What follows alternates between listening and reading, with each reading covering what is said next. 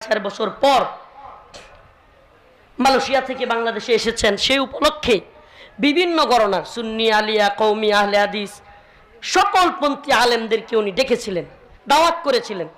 সেখানে আমাকেও দাওয়াত করেছিলেন। আমি পারিবারিক ব্যস্ততা, বাচ্চার আকিকা, এই জন্য যেতে পারি নাই। তো সেখানে ওই দুইজন আজহারি আসছিল, হাসান আজহারি এবং মুস্তফা আল আজহারি। এরা কি করলো, এই মিজানুর রহমান আজহারি উনার সাথে এরা এসে দেখা করার কারণে, বসার কারণে, খাওয়ার কারণে এদের সুন্নিরা মিলে ধরছে যে এদের নাকি ঈমান চলে গেছে। এমন কি এরা এখন তওবা তো করছে, নতুন করে কালিমায়ে শাহাদাত পড়ছে। আমার জানতে মনে চায়, যেহেতু তাদের বক্তব্য অনুযায়ী তওবা পড়তে হইছে, কালিমায়ে শাহাদাত পড়া লাগছে, তাহলে বউগুলো